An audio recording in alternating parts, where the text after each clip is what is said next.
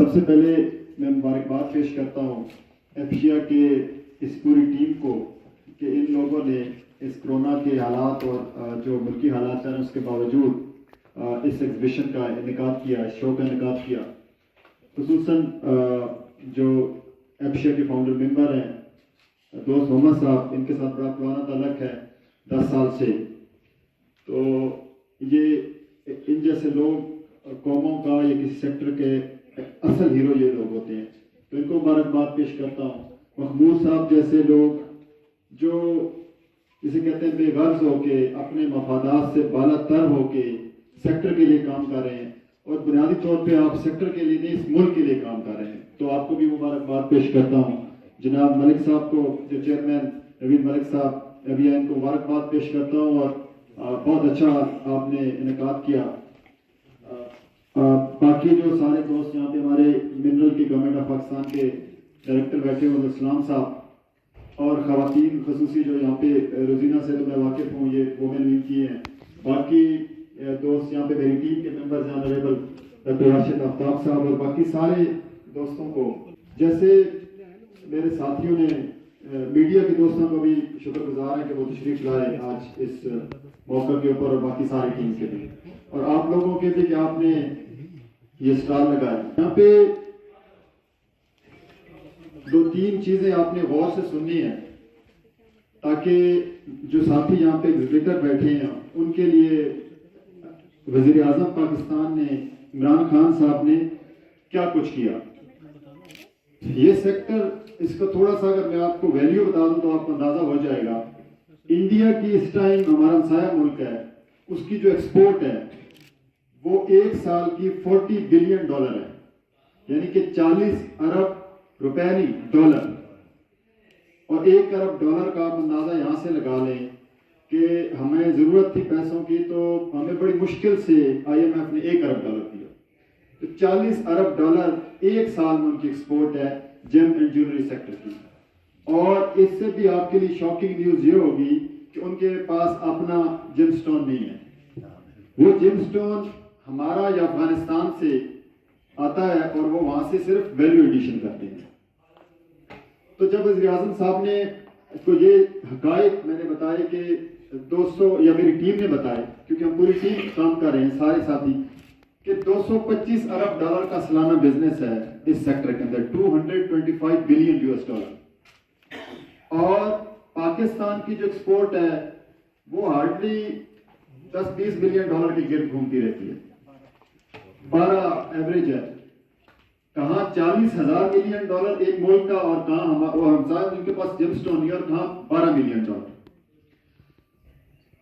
اور ہمارے لوگ بیچارے اسی میں خوش ہو جاتے ہیں کہ ہم نے چند کروڑ کا یا چند لاکھ روپے کا بیچ لیا، حالانکہ وہ بلینز کا یہ جیم سٹون ہوتا ہے.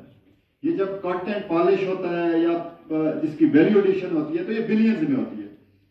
یہ سارے حقائق جب ہم نے وزیر اعظم صاحب کے سامنے رکھے تو یہ 74 سال کی تاریخ میں پہلی دفعہ ہوا کہ وزیر اعظم صاحب نے اس پہ ٹاسک فورس بنائی جس کا چیئرمین اس ناچیز کو لگایا ہوا.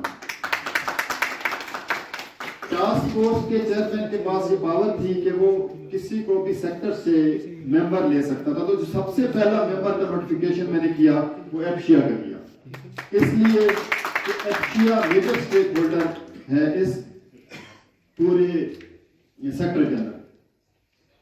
ہم نے باقی آرگنائزیشنز کو بھی لیا اور ہم نے 52 کنزیکٹیو میٹنگ کی، کوئی ایک ویک بھی ہم نے مس نہیں کیا.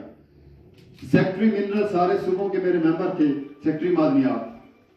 باقی FBR کا بھی ممبر تھا ہمارے پاس، کسٹم کے بھی تھے، باقی جو اسٹیک ہولڈرز تھے منسٹری آف کامرس سے بھی تھے. تو ہم نے ایک کنزیکٹیو 52 میٹنگز کی، دن رات کام کیا، اور ہم نے ایک ماڈل اسٹڈی کیا کہ کیسے ہمارے ہمسایہ ملک یا ریجنل جو ملک ہیں وہ کیسے انہوں نے اپنی ایکسپورٹ کی. اور اس بزنس میں جو آپ جیسے لوگ بزنس مین انوالو تھے وہ ملٹی بلینئر بن گئے، ارب پتی بن گئے. اور ہمارا بزنس مین جو بیچارہ یہاں پہ وہ کسٹم کے چکر میں اور دوسرے چکر میں خوار ہوتا رہا. تو اس کے اوپر ہم نے سب سے پہلے جو کی وہ ٹیم فارمیشن کی. کسی بھی ٹارگٹ کو اچیو کرنے کے لیے ٹیم فارمیشن کی ضرورت ہوتی ہے. تو ہم نے بیسٹ ٹیم اپنے ساتھ انگیج کی. ہم نے بیسٹ کیونکہ باتیں کرنا آسان ہوتا ہے، اس آئیڈیا کو، اس چیز کو امپلیمنٹ کرنا ایک مشکل کام ہوتا ہے. تو ہم نے سب سے پہلے ٹیم ہائر کی، اس ٹیم میں ہم نے ٹاپ آف دا لائن لوگ لیے، اور اس کے بعد ہم نے جسے کہتے ہیں پرابلم ایویلویشن، دوسری ہماری اسٹیج تھی کہ ہمارے پرابلمس کیا کیا ہیں، اور پھر تیسری اسٹیج تھی کہ ہم نے اس کو سالو کیسے کرنا ہے. تو 22 چیزیں ہم نے نکالی، 22 چیزیں، کہ اگر یہ 22 چیزیں امپلیمنٹ ہو جائیں تو اس ملک کی ایکسپورٹ اگلے 3 سے 5 سال میں $5 بلین تک پہنچ سکتی ہے، صرف اتنے کم عرصے میں اگر یہ 22 چیزیں ہم امپلیمنٹ کر دیتے ہیں. ان میں بہت ساری چیزیں ہیں، آپ کو میں عام زبان میں سمجھانے کی کوشش کرتا ہوں. انڈیا نے کیا کیا تھا کہ انہوں نے 1967 میں ایک ادارہ بنا دیا تھا، Indian gym and jewellery export promotion council کے نام سے. سری لنکن نے 1991 میں ایک ادارہ بنا دیا تھا، جم اینڈ جیولری اتھارٹی. اب جیسے محمود صاحب نے فرمایا کہ یہاں پہ ایک ایکسپورٹ پروموشن بیورو ہوتی تھی، یا اب وہ ٹی ڈیپ ہے، trade development authority of Pakistan ہے، اسے ٹی ڈیپ کہتے ہیں. بیسیکلی کوئی بھی جو ادارہ اتھارٹی یا اس طرح کا بنتا ہے تو یہ بنتا ہے تھرو ایکٹ آف پارلیمنٹ. وہ پھر کسی منسٹری کے اندر نہیں آتا، وہ ایک پاورفل ادارہ ہوتا ہے. اس سیکٹر کو، چونکہ اس سیکٹر میں لوگوں کی ایکسیس ایوان اقتدار تک نہیں تھی، تو اس سیکٹر کو کسی نے وہاں تک اتھارٹی تک جانے نہیں دیا. اسی طریقے سے اگر اس کی سپورٹس کی ہماری بڑی تھی سیالکوٹ کی ایکسپورٹ، تو ان لوگوں نے اپنی ایئرپورٹ بنا لیے، اپنی ایئر لائن بنا لی، کیونکہ ان کو گورنمنٹ کی سپورٹ تھی. گورنمنٹ کی سپورٹ کے بغیر ایسی چیزیں ہو نہیں سکتی. اور یہاں پہ چونکہ یہ سارے ہمارا سیکٹر، کیونکہ میں اپنے آپ کو ایسا سمجھتا ہوں فٹ بال بن گیا ہم لوگ. ہم کبھی منسٹری آف کامرس میں خوار ہوتے، ہم کبھی trade development authority of Pakistan میں خوار ہوتے ہیں، کبھی ہمیں کامرس کا ایک SRO 760 آیا، اس نے ہماری ایکسپورٹ کا پٹھا بٹھا دیا، جیسے کہتے ہیں ہم زبان میں. SRO 760 2013 میں آیا، اس سے پہلے ہماری ایکسپورٹ کو $70-80 ملین پہنچ گئی تھی، پھر جکدم بیٹھ گئی. اس کی میں سمپل سی بات بتاتا ہوں کہ وہ SRO کیا کہتا تھا کہ اگر آپ نے کوئی آرڈر باہر سے بک کروانا ہے تو پہلے آپ ایمبیسی کے پاس جائیں، اس سے آرڈر ویریفائی کروائیں. اس طرح کون آج کل کے زمانے میں کہ وہ آپ کو بزنس بھی دے اور آپ سے آرڈر بھی ویریفائی کرائے؟ It's not possible. پھر یہ کہتا تھا وہ SRO کہ آپ اپنا مارجن اتنا رکھیں گے، 13%، 8%. تو بھائی مارجن جو ہے وہ بائر اور سیلر کا آپس کا معاملہ ہوتا ہے. اسی طریقے سے اس میں آپ ایگزیبیشن کے لیے مٹیریل نہیں لے کے جا سکتے. بہت ساری چیزیں ڈیفائن ہی نہیں تھی، جیسے مشینری کا، جیسے ابھی کچھ دوست مجھے بتا رہے تھے کہ ہمیں پولیس والوں نے روک لیا. تو یہ ساری اس لیے تھی جب ہم نے سارا ایویلویشن کیا کہ یہ سارے مسائل کیا ہیں اور یہ کیوں اب تک حل نہیں ہوئے. اب ہو یہ رہا تھا کہ اب بارش ہوتی ہے آپ کے، جب تو چھت ٹپکتی ہے تو ہم لوگ سارے مل کے جو سیکٹر کے لوگ تھے، کبھی وہ ایک کارپیٹ اتار کے خشک کرتے ہیں، پھر بارش، کیونکہ چھت کو ہم نے کبھی بند ہی نہیں کیا، مسائل وہاں سے آ رہے تھے، ہم نیچے کارپیٹ خشک کر رہے ہیں. اب وہ کبھی ایسا ہو جاتا تو ہم بھاگ پڑتے ہیں منسٹری آف کامرس میں، کبھی ٹی ڈیپ کا ایشو آ جاتا ہے تو کبھی ہم ادھر بھاگ پڑتے ہیں، کبھی کسٹم کا ایشو آ جاتا ہے. تو اس کے لیے ہم نے جب اسٹڈی کیا تو حل یہ تھا کہ کوئی ایک ایسا ادارہ یا کوئی ایک ایسی منسٹری ہونی چاہیے جو کوئی کمپنی نہ ہو. جیسے gym and jewellery development company, وہ تو ایک سیکشن 43 کے تحت رجسٹرڈ ادارہ ہے، وہ کوئی اتھارٹی یا کوئی پاورفل ادارہ نہیں ہے. تو ہم اس نتیجے پہ پہنچے کہ جب تک وہ چھت کو بند نہیں کریں گے، مسائل آتے رہیں گے، ایکسپورٹ نہیں بڑھے گی. تو اس کے لیے ہم نے سب سے بڑا، جو سب سے مشکل ترین کام کرنے کا فیصلہ کر لیا، وہ ہوتا ہے کہ کسی بھی ادارے کے لیے اتھارٹی بنانا. جیسے آئل اینڈ گیس کے لیے oil and gas regulatory authority بنی ہوئی ہے، جیسے واٹر اینڈ پاور کے لیے واپڈا بنی ہوئی ہے، آپ ساروں کے علم میں ہے. واپڈا خود اپنے فیصلے، یا آپ جہاں پہ بیٹھے ہوئے اسلام آباد کے اندر تو CDA بنی ہوئی ہے، کیپٹل ڈیولپمنٹ اتھارٹی. یہاں پہ آپ ایک اینٹ نہیں لگا سکتے with out the approval of CDA، اور یہاں پہ آپ ایک درخت نہیں کاٹ سکتے with out the approval of CDA. تو اتھارٹی بیسیکلی کسی منسٹری کے انڈر نہیں آتی، وہ ایک خود مختار ادارہ ہوتا ہے. پھر ہم اس نتیجے پہ پہنچے کہ اگر ہم کسی بھی سرکاری بندے کو اس کا چیئرمین لگا دیں گے تو پھر بھی ایکسپورٹ نہیں بڑھے گی, وہ پھر وہیں کا وہیں کھڑی رہے گی بات. ہم نے یہ فیصلہ کیا کہ جو بھی اتھارٹی یہ بنے گی اس کا چیئرمین پرائیویٹ آپ لوگوں میں سے کوئی آئے گا. یہ اتنی لمبی ایفرٹ تھی. الحمدللہ ہم نے 2 ویکس پہلے ایک کیبنٹ نے اس کی پرنسپل اپروول دے دی ہے, اس کا نام ہے gym and jewellery development authority.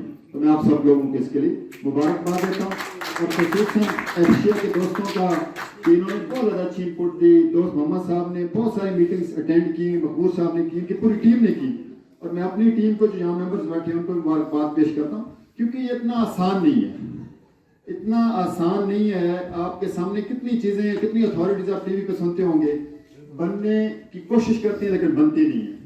تو اس کے لیے ہم نے جنگ لڑی بہت سارے, کیونکہ یہ جب اتھارٹی بنتی ہے تو سارے صوبوں کے انپٹ چاہیے ہوتا ہے. تو صوبوں سے ہم نے ایک پوری لمبی بحث ہوئی, اور ہم اس نقطے پہ آئے کہ منرل تو جو ہے وہ ٹھیک ہے پروونشل سبجیکٹ ہے, لیکن ٹریڈ جو ہے وہ فیڈرل سبجیکٹ ہے. تو اس لیے یہ اتھارٹی فیڈرل میں بنے گی. اسی طریقے سے وہ کیونکہ اتھارٹی نہیں بنتی تو پھر آپ فار ایگزامپل میں آپ کو بتاتا ہوں, ہم نے دنیا میں 2 لیبارٹری ہیں جو اگر آپ کے پتھر کو سرٹیفکیٹ دے دیں, جو جہاں ساتھی بیٹھے ہیں, تاجر بیٹھے ہیں, اگر وہ پتھر کو سرٹیفکیٹ دے دیں کہ یہ اوریجن ہے, یہ اس کی کوالٹی ہے, اگر وہ 1 کروڑ کا ہے تو وہ 50 کروڑ کا ہو جائے گا, اگر وہ 1 لاکھ کا ہے تو وہ 50 لاکھ کا ہو جائے گا, 1 کروڑ کا ہو جائے گا. اتنا فرق پڑتا ہے اس سرٹیفکیشن سے. تو ہم نے جب RDA ایک لیبارٹری ہے دنیا میں جیم سٹون کی, وہ بیلجیم کی ہے, اور دوسری GIA ہے جو امریکنز ہے. تو جب دونوں سے بات کی تو اس کو کوئی, ہم تو MOU بھی نہیں سائن کر سکتے تھے. ہم نے, ہمارے یہاں DG صاحب نہیں بیٹھے, ہم نے مختلف منسٹریز کو لکھا, لیکن چونکہ کوئی ادارہ کسٹوڈین نہیں تھا اس کا, تو کانگریس کہتی ہمیں رولز آف بزنس نہیں الاؤ کرتے, منرل کہتے ہیں ہمیں رولز آف بزنس نہیں الاؤ کرتے, تو پھر یہ اتھارٹی نہیں بنتی تو لیبارٹری بھی نہیں آ سکتی. تو اتھارٹی اس لیے ضروری تھی کہ لیبارٹری آئے گی تو پھر آپ کی جیم سٹون کی. اسی طریقے سے ہم نے ایک کانسیپٹ دیا کہ جم اینڈ جیولری سٹی یا جم اینڈ جیولری پارک یا جم اینڈ جیولری ٹاور, جیسے آپ کی نمک منڈی ہے, یہ ہر شہر میں حکومت سپورٹ کرے, اور ہم نے اس کے 3 ماڈل دیے, اور وہ اتھارٹی اس کا لائسنس جاری کرے گی. اس میں public sector, public private sector اور پھر پرائیویٹ سیکٹر تینوں ہو سکتے ہیں. مثال کے طور پہ مقبول صاحب کہتے ہیں کہ جی میرے پاس زمین ہے اور میں اس پہ جم اینڈ جیولری ٹاور بنانا چاہتا ہوں اور ایکسپورٹ کرنا چاہتا ہوں. تو ہم نے اس اتھارٹی کے جو ڈرافٹ میں لکھا ہوا ہے کہ ان سے سورس آف انکم نہیں پوچھا جانا چاہیے کہ ان کے پاس یہ پیسہ کہاں سے آیا, تاکہ اس میں انویسٹر جلدی آتا ہے. پھر ان کے اوپر کنسٹرکشن کے اوپر ٹیکسز نہیں ہوں گے.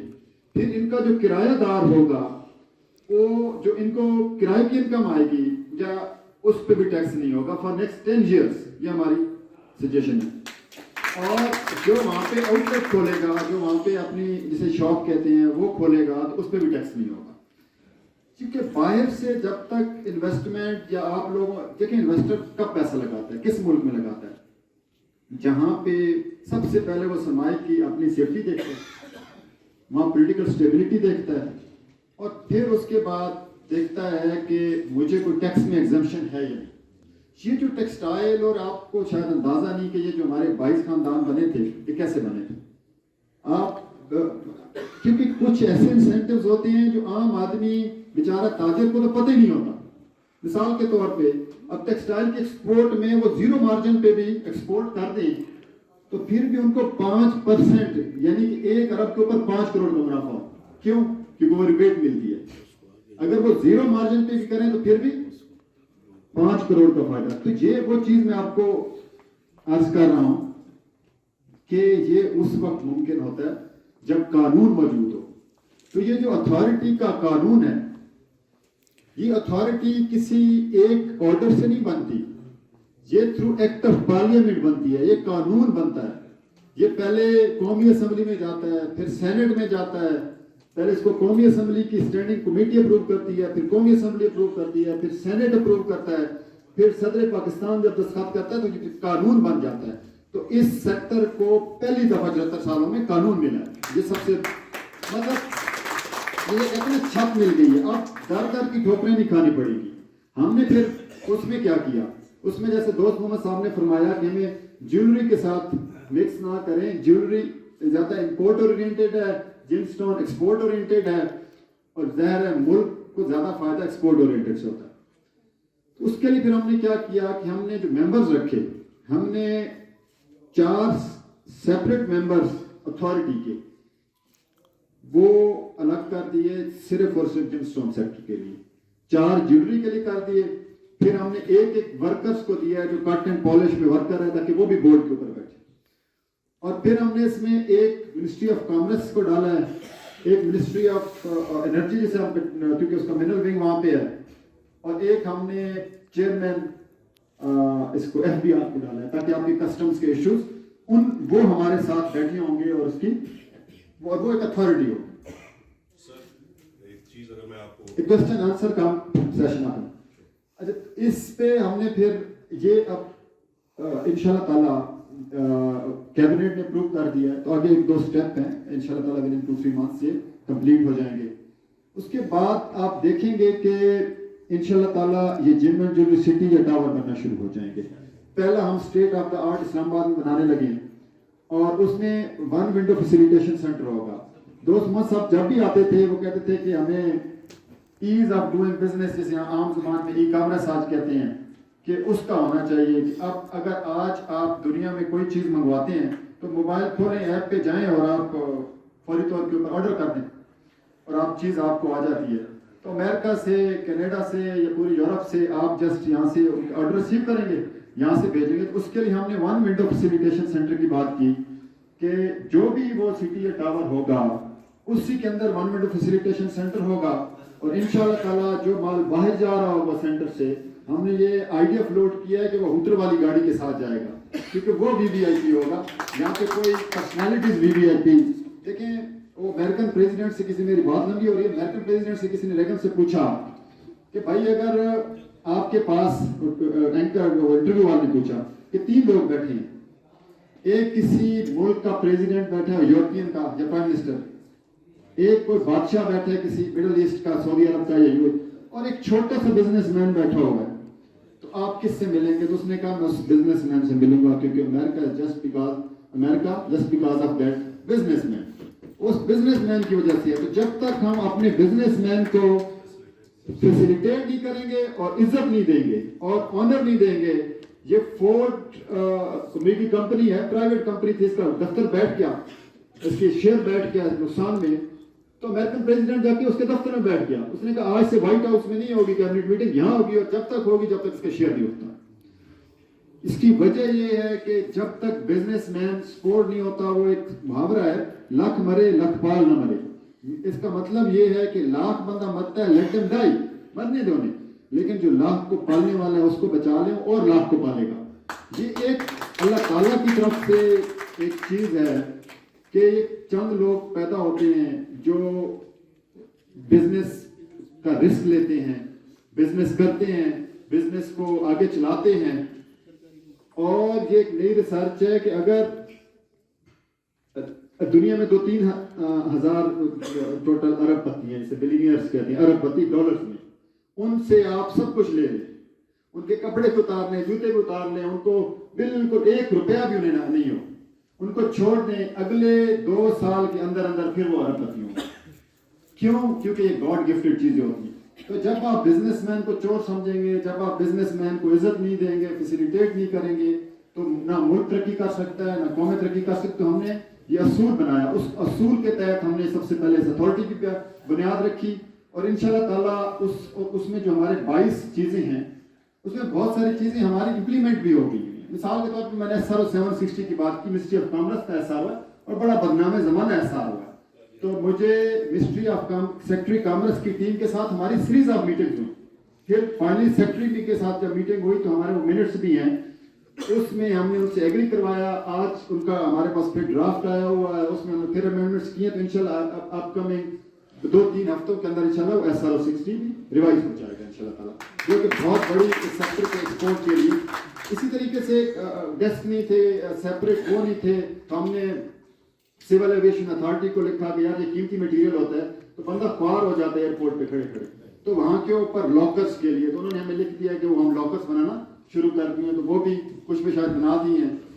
تو اسی طریقے سے ہم نے یہ لمبا 22 کی 22 چیزوں میں پھر ہم نے یہ بھی کیا کہ آپ کٹنگ اینڈ پالشنگ کی جو مشینری ہے اس میں پہلے لسٹ نہیں تھی وہ بھی ڈیوٹی ایگزمپٹڈ لسٹ نہیں تھی، تو ہم نے اب وہ لسٹ بھی اس کے ساتھ اٹیچ کروا دی ہے کہ یہ آپ کر سکتی ہیں۔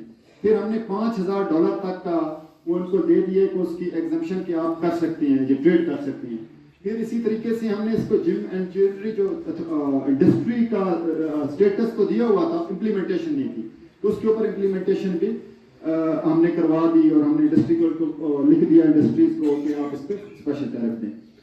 اس کے علاوہ ایک gym and jewellery development company بنی تھی، اس کے جگہ جگہ اس کو 170 کروڑ حکومت نے دیا تھا 2006 کے اندر، تو ہم نے اب اس کا یہ کیا ہے کہ وہ 170 کروڑ بھی ضائع ہو گیا کیونکہ وہ غلط فیصلہ تھا۔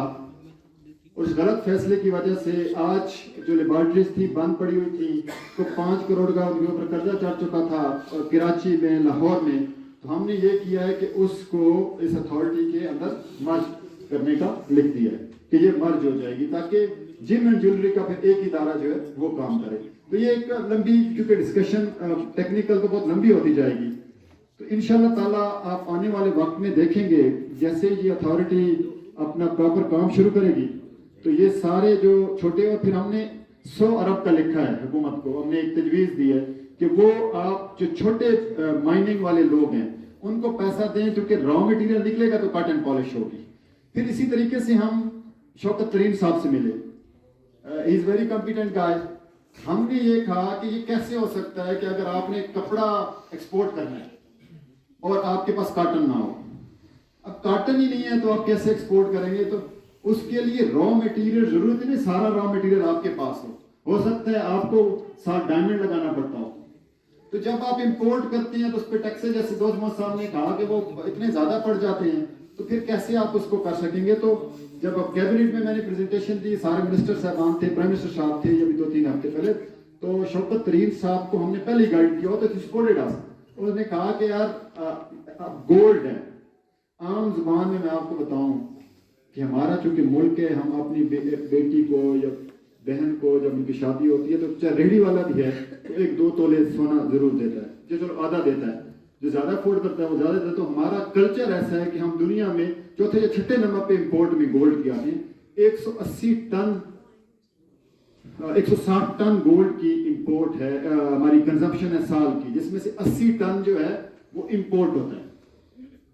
اچھا، کیونکہ جیولری جم کے ساتھ آپ جب بھیجتے ہیں تو آپ کو گولڈ کی ضرورت پڑتی ہے۔ اب مزے کی بات ہے کہ ہمارا 80 ٹن تو ریسائکل ہوتا ہے، یعنی کہ وہ سونا جو ہم جسے کہتے ہیں نا تلوا کے، تو والدہ جو ہے بیٹی کے لیے تلوا کی سیٹ بنا دیتی ہے، 80 ٹن باہر سے آتا ہے جو 6 سے 8 ارب ڈالر کا بنتا ہے ویلیو، اگر اس کو ایویلیویٹ کریں۔